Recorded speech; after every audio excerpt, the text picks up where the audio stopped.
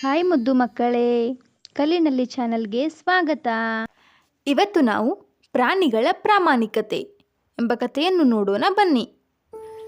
ಸುಮಾರು ವರ್ಷಗಳ ಹಿಂದೆ ದೇವನಗರಿ ಎಂಬ ಹಳ್ಳಿಯಲ್ಲಿ ನೂರಾರು ಕುಟುಂಬಗಳು ವಾಸವಿದ್ದವು. ಅವುಗಳಲ್ಲಿ ಸೋಮಪ್ಪ ಎಂಬ ವ್ಯಕ್ತಿ ತನ್ನ ಹೆಂಡತಿ ಹಾಗೂ ಮಕ್ಕಳ ಜೊತೆ ವಾಸವಿದ್ದನು. ಅವರು ತುಂಬ ಬಡವರಿದ್ದರು. ಒಂದು ವರ್ಷ ತುಂಬಾನೇ ಬರಗಾಲ ಉಂಟಾಯಿತು. ಊರಿನ ಜನರೆಲ್ಲ ಹೊಟ್ಟೆಪಾಡಿನ ಸಲುವಾಗಿ ಬೇರೆ ಊರುಗಳಿಗೆ ವಲಸೆ ಹೊರಟರು. ಆದರೆ ನಮ್ಮ ಸೋಮಪ್ಪನಿಗೆ ತನ್ನ ಊರನ್ನು ಬಿಟ್ಟು ಹೋಗಲು ಇಷ್ಟವಿರಲಿಲ್ಲ. ಆದ್ದರಿಂದ ಅವನು ಅವನ ಊರಲ್ಲೇ ಉಳಿದನು.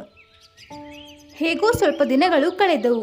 ಬರಬರುತ್ತಾ ಮನೆಯಲ್ಲಿರುವ ಎಲ್ಲ ದವಸ ಧಾನ್ಯಗಳು ಖಾಲಿಯಾದವು. ಹೆಂಡತಿ ಮಕ್ಕಳ ಹಸಿವೆಯನ್ನು ನೋಡಲಾರದೆ ಕೆಲಸವನ್ನು ಹುಡುಕಲು ಬೇರೆ ನಗರಕ್ಕೆ ಹೊರಟನು. ಕಾಡಿನಲ್ಲಿ ನಡೆದುಕೊಂಡು ಹೋಗುವಾಗ ಮಧ್ಯ ದಾರಿಯಲ್ಲಿ ಒಂದು ದೊಡ್ಡದಾದ ಗುಂಡಿ ಕಾಣಿತು. ಆ ಗುಂಡಿಯಲ್ಲಿ ಒಬ್ಬ ಮನುಷ್ಯ, ಒಂದು ಮಂಗ, ಒಂದು ಸಿಂಹ ಮತ್ತು ಒಂದು ಹಾವು ಇದ್ದವು. ಅಲ್ಲಿರುವ ಮನುಷ್ಯ ಮತ್ತು ಎಲ್ಲ ಪ್ರಾಣಿಗಳು ಸೇರಿ ನಮ್ಮನ್ನು ಮೇಲಕ್ಕೆತ್ತು ಎಂದು ಬೇಡಿಕೊಂಡವು ಹಾಗೂ ಅದರ ಬದಲಾಗಿ ನಮ್ಮಿಂದ ಕೈಲಾದಷ್ಟು ಸಹಾಯವನ್ನು ಮಾಡುತ್ತೇವೆ ಎಂದವು. ಆಗ ಸೋಮಪ್ಪ ಸ್ವಲ್ಪ ಹೊತ್ತು ಯೋಚಿಸಿ, ಅವರಿಗೆ ಸಹಾಯ ಮಾಡುವುದರಿಂದ ನನಗೇನು ಹಾನಿಯಾಗುತ್ತದೆ ಎಂದು ಅಂದುಕೊಂಡು ಮನುಷ್ಯ ಹಾಗೂ ಎಲ್ಲ ಪ್ರಾಣಿಗಳನ್ನು ಮೇಲಕ್ಕೆತ್ತಿ ತನ್ನ ಪ್ರಯಾಣವನ್ನು ಶುರು ಮಾಡಿದನು. ಆದರೆ ಎಲ್ಲೂ ಅವನಿಗೆ ಕೆಲಸ ಸಿಗಲಿಲ್ಲ. ಬೇಜಾರಿನಿಂದ ಮನೆಗೆ ಬರುತ್ತಿರುತ್ತಾನೆ. ಬರುವ ದಾರಿಯಲ್ಲಿ ಸರ್ ಎಂದು ಒಂದು ಧ್ವನಿ ಕೇಳುತ್ತದೆ. ಯಾರಿರಬಹುದು ಎಂದು ಸುತ್ತಲೂ ನೋಡಿದಾಗ ಮರದ ಮೇಲಿಂದ ಅವನು ಸಹಾಯ ಮಾಡಿದ ಆ ಮಂಗ ಬಂದು, ತುಂಬ ಹಸಿದಿರುವ ಹಾಗೆ ಕಾಣುತ್ತಿದ್ದೀರಾ ಎಂದು ತನ್ನ ಕೈಯಲ್ಲಿರುವ ಬಾಳೆಹಣ್ಣುಗಳನ್ನು ಸೋಮಪ್ಪನಿಗೆ ನೀಡಿತು.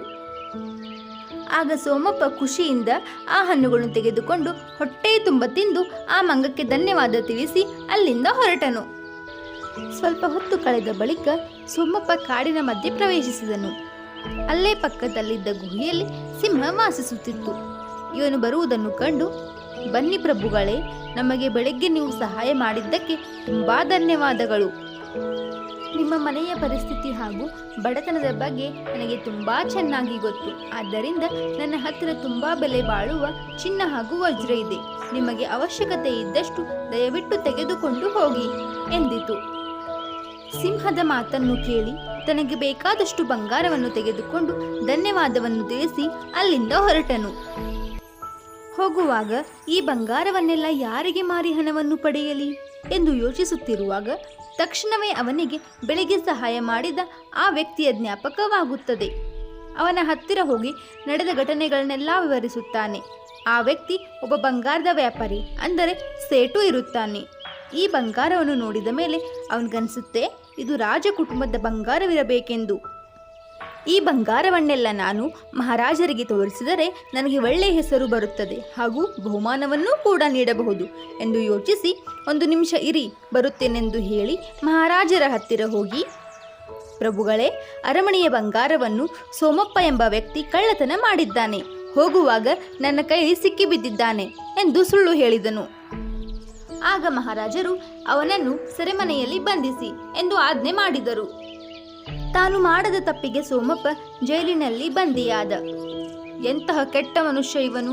ಮಂಗ ಹಾಗೂ ಸಿಂಹಕ್ಕೆ ಇದ್ದಷ್ಟು ಕೃತಜ್ಞತೆ ಭಾವ ಇವನಿಗಿಲ್ಲವಾಯಿತಲ್ಲ. ಇವನನ್ನು ನೋಡಿದರೆ ಆ ಪ್ರಾಣಿಗಳೇ ಎಷ್ಟೋ ಲೇಸು ಅನಿಸುತ್ತದೆ ಎಂದನು. ಆಗ ಅವನಿಗೆ, ಹಾವು ನನ್ನ ಸಹಾಯ ಬೇಕಿದ್ದಲ್ಲಿ ನನ್ನನ್ನು ನೆನಪಿಸಿಕೊಳ್ಳಿ, ನಾನು ನಿಮ್ಮ ಮುಂದೆ ಪ್ರತ್ಯಕ್ಷನಾಗುತ್ತೇನೆ ಎಂದು ಹೇಳಿದ್ದು ನೆನಪಿಗೆ ಬರುತ್ತದೆ.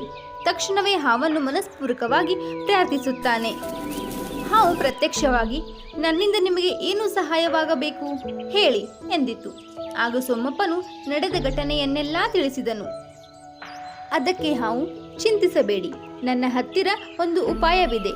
ನಾನು ಈಗ ಹೋಗಿ ರಾಜರ ಕಾಲನ್ನು ಕಚ್ಚುತ್ತೇನೆ ಹಾಗೂ ಕೇವಲ ನೀವು ಅವರ ಪಾದವನ್ನು ಮುಟ್ಟಿದರೆ ಮಾತ್ರ ವಾಸಿಯಾಗುವಂತೆ ಮಾಡುತ್ತೇನೆ ಎಂದು ಹೇಳಿತು. ಮಹಾರಾಜರು ವಿಶ್ರಮಿಸುತ್ತಿರುವಾಗ ಹಾವು ತನ್ನ ಮಾತಿನಂತೆ ಹೋಗಿ ಕಚ್ಚಿತು. ಯಾವ ವೈದ್ಯರಿಂದಲೂ ರಾಜರನ್ನು ವಾಸಿ ಮಾಡಲು ಆಗಲಿಲ್ಲ.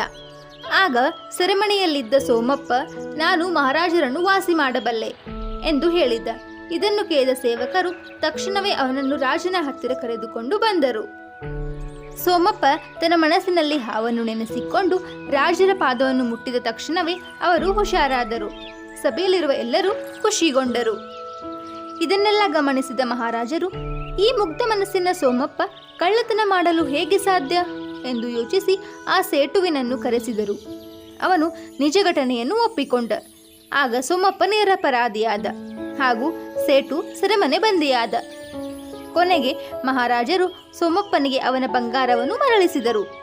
ಈ ಕಥೆಯ ನೀತಿ ಏನೆಂದರೆ, ನಾವು ಕಷ್ಟದಲ್ಲಿದ್ದಾಗ ಸಹಾಯ ಮಾಡಿದವರನ್ನು ಎಂದಿಗೂ ಮರೆಯಬಾರದು ಹಾಗೂ ಅವರ ಜೊತೆ ಕೃತಜ್ಞತಾ ಭಾವದಿಂದ ಇರಬೇಕು.